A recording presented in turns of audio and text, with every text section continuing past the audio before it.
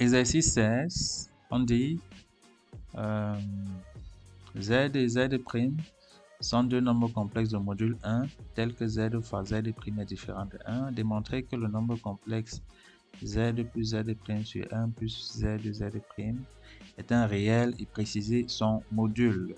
Alors ici, on veut montrer que Z plus Z' sur 1 plus Z fois Z' appartient à R.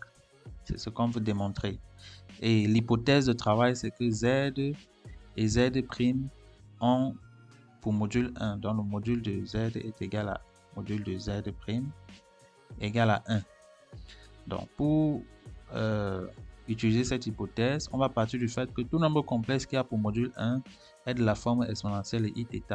D'accord? Donc, si module de Z égale à 1, ça veut dire que Z s'écrit sur la forme exponentielle de I alpha, avec alpha dans R, n'est-ce pas? Avec alpha qui est un nombre réel. De même, Z' va s'écrire sur la forme exponentielle de I bêta, avec bêta qui est un nombre réel. Donc, si on calcule dans le nombre complexe Z plus Z' sur 1 plus Z de Z', qu'est-ce qu'on obtient? On obtient exponentielle de I alpha plus exponentielle de I bêta sur 1 plus exponentielle de I alpha exponentielle de I bêta.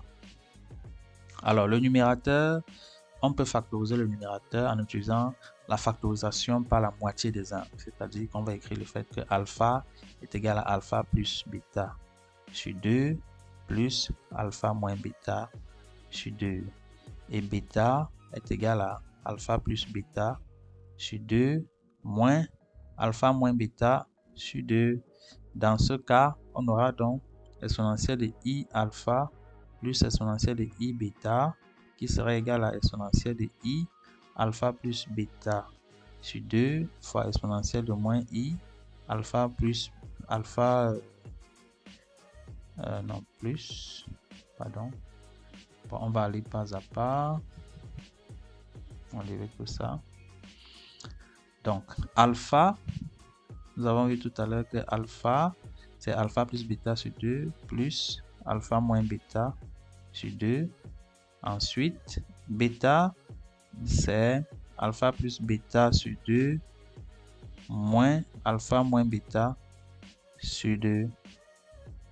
Donc, si on calcule ça, ça va faire exponentielle de I alpha plus bêta sur 2 fois exponentielle de I alpha moins bêta sur 2 plus exponentielle de I alpha plus bêta sur 2 fois exponentielle de moins I alpha moins bêta sur 2. On voit que là, il y a un facteur commun qui est, le facteur commun, c'est exponentielle de I alpha plus bêta sur 2, qu'on va mettre dans un facteur, exponentielle de I alpha plus bêta sur 2, tout multiplié par exponentielle de I alpha moins bêta sur 2, plus exponentielle de moins I alpha moins bêta sur 2. Et on sait que cette quantité-ci représente 2 fois cosinus de alpha moins bêta sur 2. Donc, en fin de compte, qu'est-ce qu'on obtient pour la réduction du numérateur? On va obtenir que le numérateur est égal à exponentielle de I alpha plus bêta sur 2 multiplié par qui? Par 2 cosinus de alpha moins bêta sur 2. Ça, c'est pour le numérateur. Donc, le numérateur qui est exponentielle de I alpha plus exponentielle de I bêta. Maintenant, le dénominateur, c'est qui? Donc, voici le numérateur. Le dénominateur, quant à lui, c'est 1 plus exponentielle de I alpha, exponentielle de I bêta, qui est égal à 1 plus exponentielle de I alpha plus bêta. Si on arrange cette quantité, qu'est-ce qu'on va avoir? On va avoir, si on essaie de factoriser par la moitié des angles, on peut remarquer que 1 c'est exponentielle de I0 et l'autre c'est exponentielle de I alpha plus bêta. Maintenant, il faut écrire 0 comme étant égal à alpha plus bêta sur 2 moins alpha plus bêta sur 2. C'est ça 0. Et on sait que alpha plus bêta sur 2, alpha plus bêta à son tour, autant pour moi est égal à alpha plus bêta sur 2 plus alpha plus bêta sur 2. Donc, vous voyez qu'on aura en fin de compte que le dénominateur 1 plus exponentielle de I alpha plus bêta est égal à combien? Est égal à exponentielle de I0 plus exponentielle de I alpha plus bêta. On va remplacer 0 par son expression. Ça va faire exponentielle de I alpha plus bêta sur 2 moins alpha plus bêta sur 2 plus exponentielle de I alpha plus bêta sur 2 plus alpha plus bêta sur 2. Et là, on va utiliser la propriété des puissances. Ça va donner quoi? Ça va donner exponentielle de I alpha plus bêta sur 2 qu'on va mettre en facteur. On va rester avec exponentielle de moins I alpha plus bêta sur 2 plus exponentielle de I alpha plus bêta sur 2. Cette quantité qui est dans la parenthèse, d'après la formule de l'heure, représente 2 cosinus alpha plus bêta sur 2. Donc le résultat final, c'est 2 cosinus de alpha plus bêta sur 2. Ouais, 2 cosinus de alpha plus bêta sur 2. Le tout multiplié par exponentielle de I alpha plus bêta sur 2. Donc, on a donc l'expression du numérateur et du dénominateur. Comment est-ce qu'on va procéder par la suite?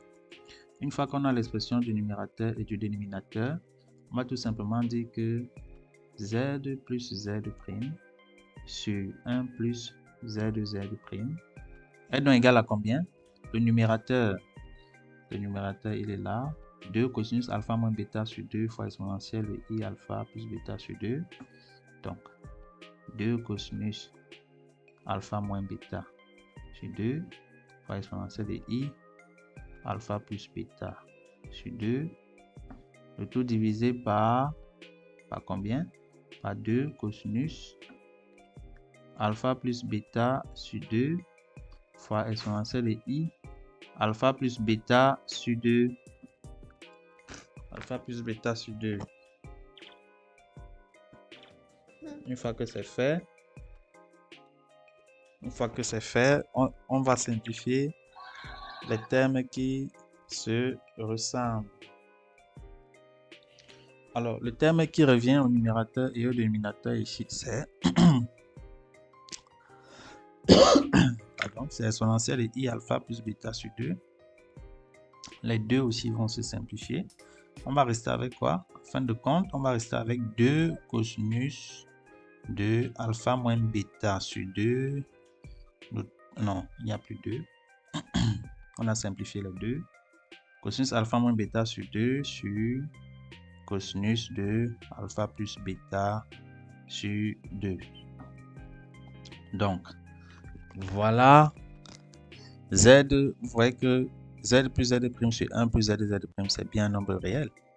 D'accord? Cosinus d'un angle divisé par cosinus d'un angle, c'est un nombre réel. Donc, on se rend compte que z plus z' sur 1 plus z' est bien un nombre réel. Maintenant, l'autre volet de la question, c'était de préciser son module. Alors, le module de z plus z' sur 1 plus z fois z' est égal au module de cosinus de alpha moins bêta sur 2, le tout divisé par cosinus de alpha plus bêta sur 2. Alors, la question c'est, est-ce que ce qui est à l'intérieur de ce module ou bien de la valeur absolue. Le module, c'est la valeur absolue pour les nombres réels. Est-ce que c'est un nombre positif? C'est la question qu'il faut se poser. Est-ce que c'est un nombre positif? Alors, on ne peut rien dire parce que le numérateur peut être positif et le dénominateur négatif et vice versa. Et comme les deux peuvent être de même signe. De même signe.